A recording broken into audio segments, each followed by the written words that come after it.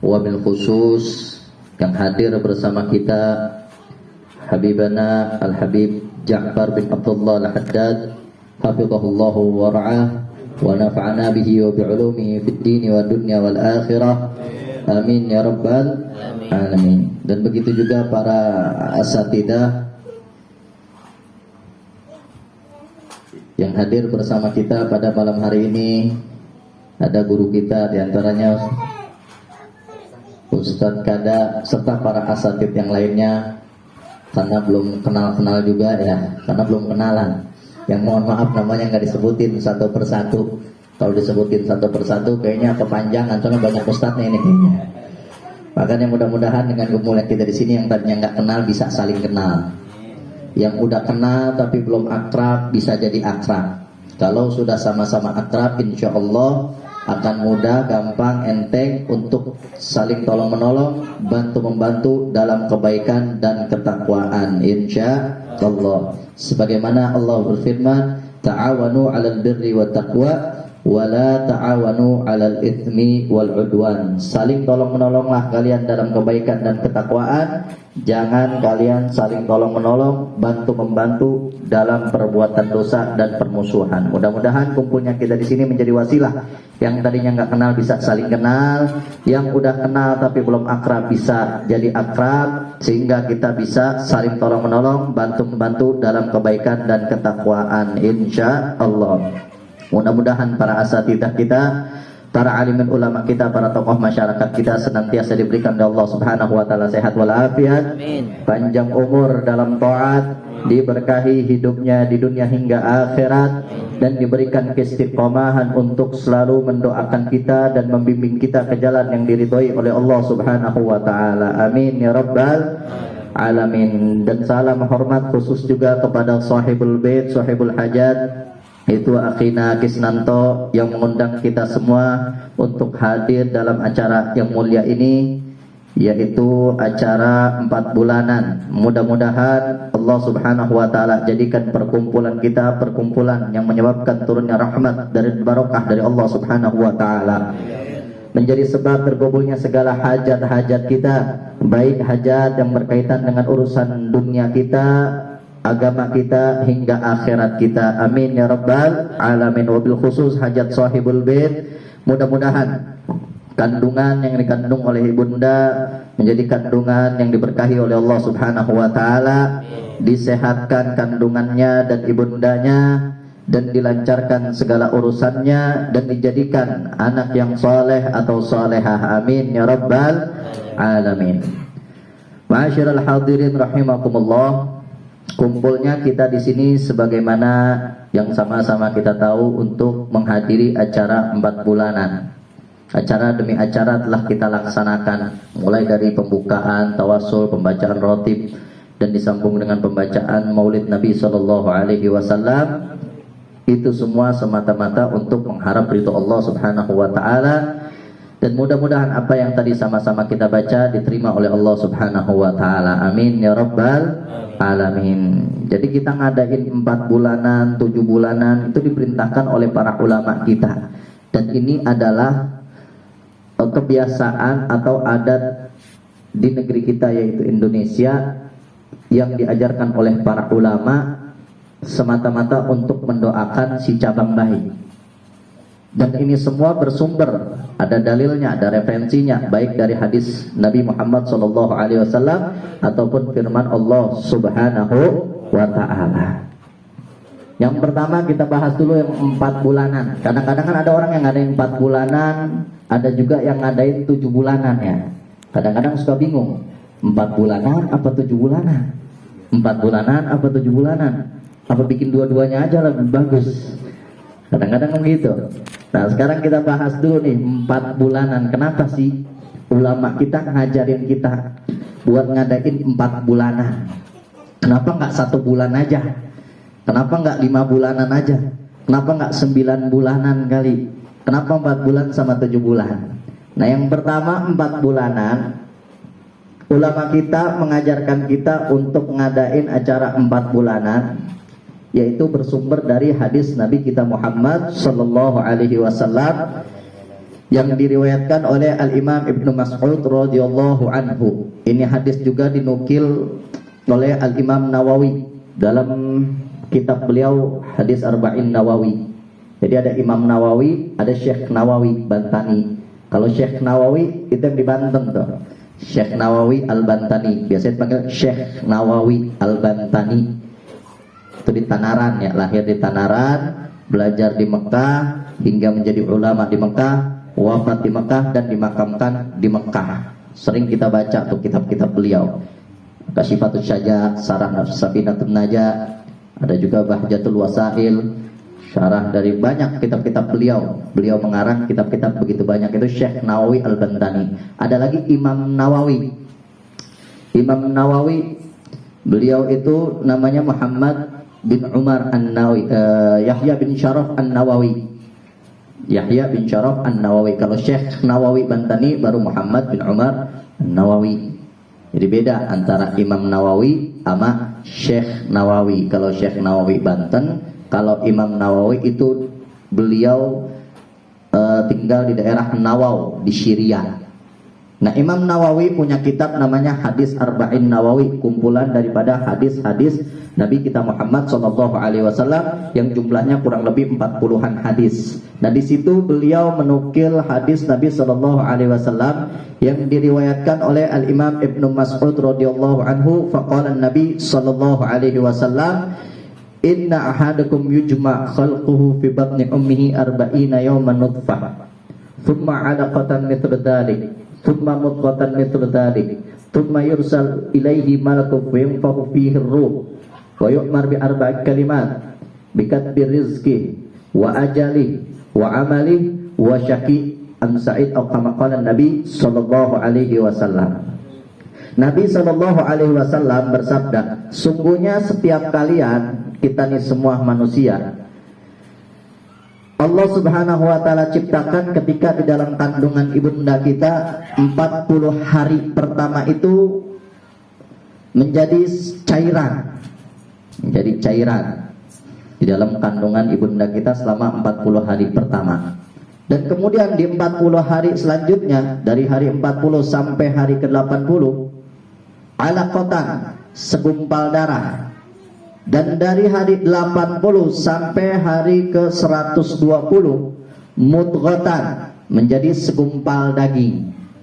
120 hari, kurang lebih 4 bulan ya.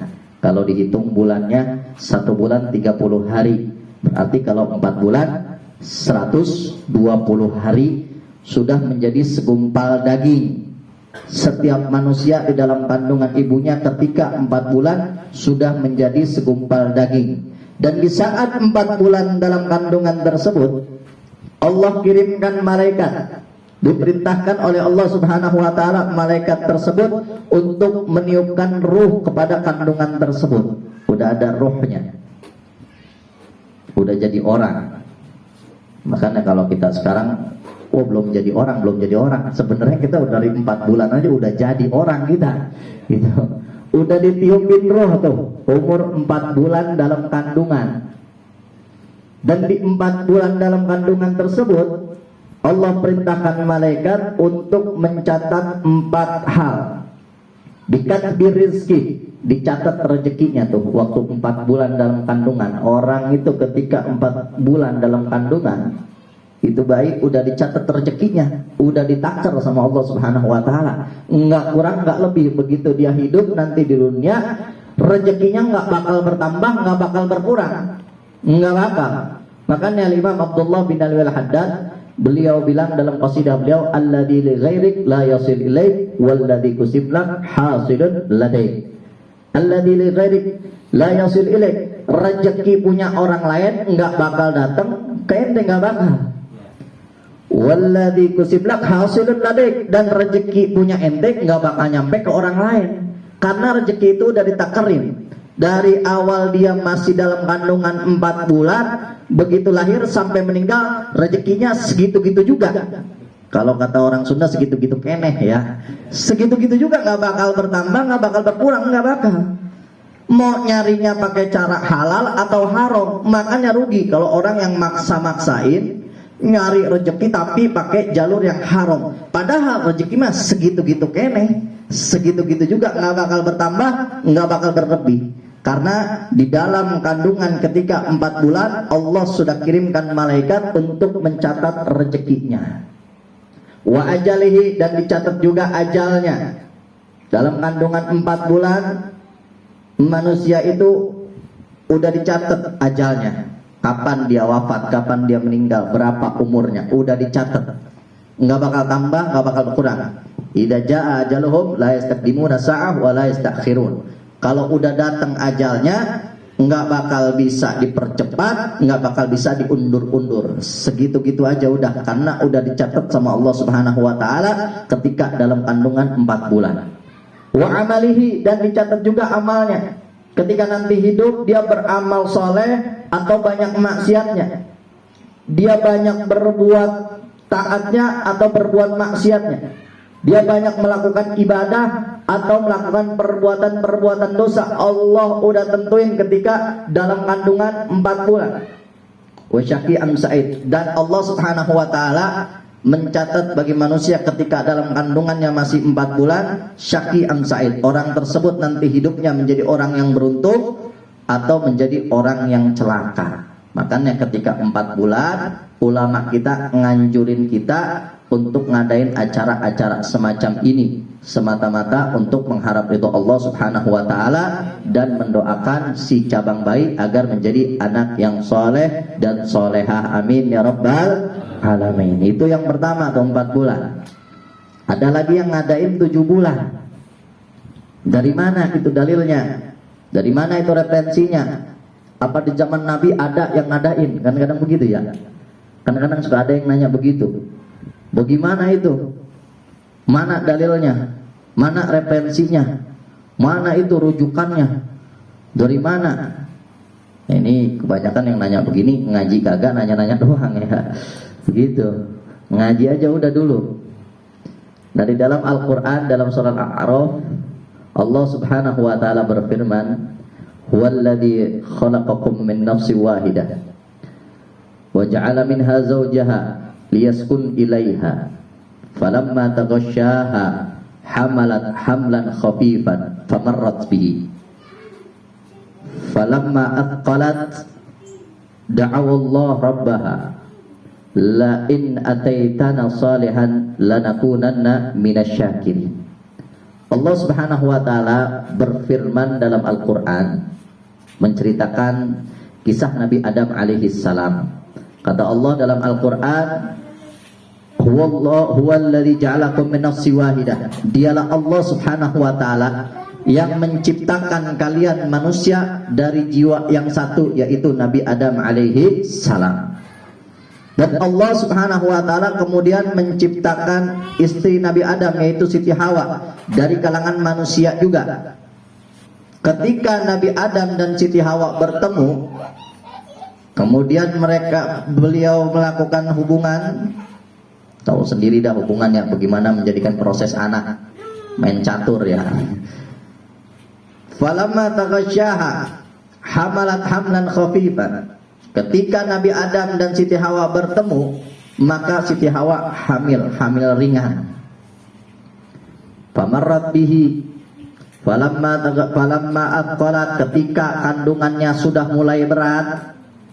Kandungan udah mulai berat itu enggak 1 bulan, 2 bulan, 3 bulan. Kalau 1 bulan, 2 bulan, 3 bulan masih enteng. 4 bulan pun belum begitu berat-berat banget. Makanya para ulama kita nganjurin kita di bulan ke-7 atau 7 bulanan ngadain acara untuk mendoakan. Sebab Nabi Adam alaihi salam ketika Siti Hawa kandungannya sudah berat, da'awallah rabbaha, Nabi Adam dan Siti Hawa berdoa kepada Allah Subhanahu wa taala minta kebaikan untuk si cabang bayi. Jika si cabang bayi nanti menjadi anak yang saleh, maka kata Nabi Adam alaihi salam, aku akan menjadi orang-orang yang bersyukur kepada Allah Subhanahu wa taala. Jadi sebelum kita ngadain acara-acara beginian, Nabi Adam alaihi salam sudah mengadakan acara-acara semacam ini, yaitu berdoa kepada Allah Subhanahu wa taala. Karena kita juga kumpul di sini nggak macam-macam. Kumpul di sini buat berdoa, betul. apapun yang kita baca, apapun yang kita baca, mau sebagian tempat kadang-kadang membaca ayat-ayat suci Al-Quran ya, ada yang baca surat Yusuf, surat Maryam, surat Luqman, surat Ar-Rahman, surat Yasin, ataupun baca kayak malam hari ini ratib, maulid, atau bacaan apapun yang baik-baik semata-mata untuk mendoakan si cabang baik dan ibundanya agar sehat walafiat. Makanya kumpulnya kita di sini mudah-mudahan menjadi sebab kandungannya diberkahi oleh Allah Subhanahu wa taala. Mudah-mudahan Allah Subhanahu wa taala jadikan bayi yang soleh dan soleha, dan mudah-mudahan menjadi anak yang sukses di dunia wal akhirah. Amin ya rabbal alamin. Jadi inti nikah salah satunya litanassul, untuk memiliki keturunan. Itu salah satu faidah atau tujuan menikah, litanassul, buat punya keturunan. Makanya jangan nanggung-nanggung kalau punya keturunan, sebab Nabi SAW perintahkan kita juga untuk memperbanyak keturunan. Tazawwajul wadud al-wadud, nikahilah wanita yang banyak keturunannya. Fa inni ubahi bikumul yaumil qiyamah, karena aku, kata Rasul sallallahu alaihi wasallam, akan membanggakan kalian nanti kelak di yaumil qiyamah kalau umat Nabi sallallahu alaihi wasallam banyak. Jangan ragu-ragu. Tapi kadang-kadang kita suka ada yang ragu, ntar kalau anak kita banyak mau ngasih makan apa? Kita sekarang aja repot mau ngasih makan anak-anak, ntar kalau banyak makin repot. Seakan-akan dia yang ngasih rezeki. Dia ragu sama Allah Subhanahu wa taala Ar-Razzaq, sang pemberi rezeki, Zat yang maha pemberi rezeki. Seakan-akan orang tuanya yang ngasih rezeki. Padahal Allah Subhanahu wa taala sudah ingatkan kita dalam Al-Qur'an, "Wa ma min dabatin fil ardi illa 'alallah rizquha." Tidaklah ada satu makhluk yang melata di muka bumi ini kecuali Allah Subhanahu wa taala yang memberikan rezekinya. Jadi kita harus ngambil hikmah yang banyak nih dari kehidupan kita. Allah Subhanahu wa taala berfirman dalam Al-Qur'an, "Afala yanzuruna ilal ibili kaifa khuliqat, wa ilas samai kaifa rufi'at, wa ilal jibali kaifa nusibat, wa ilal ardi kaifa sutihat." Suruh ngelihat hikmah, pelajaran dari ada yang di sekeliling kita, dari apa-apa yang di sekeliling kita. Lihat bagaimana onta diciptakan, ngelihat bagaimana langit ditinggikan, ngelihat bagaimana gunung ditancapkan, lihat bagaimana bumi dihamparkan. Jadi Allah perintahkan kita untuk mengambil hikmah dari apa-apa yang ada di sekeliling kita, termasuk tentang rezeki. Kalau kita ngelihat cicak ya, ngelihat cicak itu beda sama manusia. Kalau manusia kaki di bawah, kepala di atas. Kalau cicak kakinya yang di atas ya, nempel ya. Makanannya serangga, terbang. Cicak boro-boro bisa terbang, tapi nggak ada cicak yang mati kelaparan makan serangga tuh. Allah yang udah ngejamin rezekinya. Cicak yang nempel di tembok, yang nempel di atap, ya makanannya serangga yang terbang-terbangan. Kalau menurut logika akal pikiran kagak masuk akal, nggak logis. Tapi karena Allah Subhanahu wa taala yang menanggung rezeki atas makhluk-makhluknya, bisa aja terjadi. Ikan ya, makanannya cacing. Cacing di dalam tanah, ikan di dalam air. Bagaimana bisa nyampe? Kalau kita mikirin logika, mikirin dengan akal pikiran kita. Nah itulah yang harus kita ambil hikmahnya. Kalau kita mau mempelajari tentang rezeki, kadang-kadang kita ragu sama Allah Subhanahu wa taala ketika pengen memperbanyak anak, karena itu anjuran dari Rasul sallallahu alaihi wasallam, hingga akhirnya takut sama rezeki. Padahal Allah yang memberikan rezeki, bukan kita sebagai orang tuanya, bukan. Kita sebagai wasilah saja. Kita berikhtiar wasilah, tapi hakikat yang memberi rezeki kepada anak-anak kita yaitu Allah Subhanahu wa taala. Sayyidina Umar bin Khattab radhiyallahu anhu, beliau bilang, "Aktir iyal fa innakum la tadruna biman turzaq." Perbanyak keluarga, perbanyak keturunan, karena kalian nggak tahu dari mana kalian mendapatkan rezeki. Dari anak yang satu kah, kedua kah, ketiga kah, keempat kah. Perbanyak anak, kata Sayyidina Umar bin Khattab. Belum lagi kalau kita udah meninggal dunia, kalau bukan anak-anak kita, keluarga-keluarga kita yang ngedoain kita, siapa yang mau ngedoain kita? Makanya mudah-mudahan Dengan kumpulnya kita di sini, kita semua mendapatkan pelajaran, kita semua mendapatkan keberkahan dari Allah Subhanahu wa taala, dan mudah-mudahan tujuan kita kumpul di sini yaitu untuk mendoakan si cabang bayi. Mudah-mudahan Allah Subhanahu wa taala berkahi kandungannya, sehatkan kandungannya, sehatkan juga ibundanya, dan mudah-mudahan dilancarkan segala urusannya dan dijadikan anak yang soleh atau soleha. Bil qabul al-Fatihah.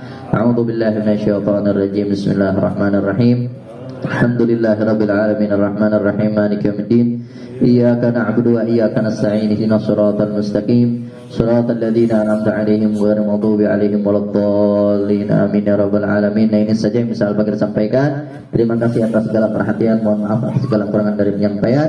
Hadani Allah wa iyyakum ila siratal mustaqim wal afu minkum. Wassalamualaikum warahmatullahi wabarakatuh.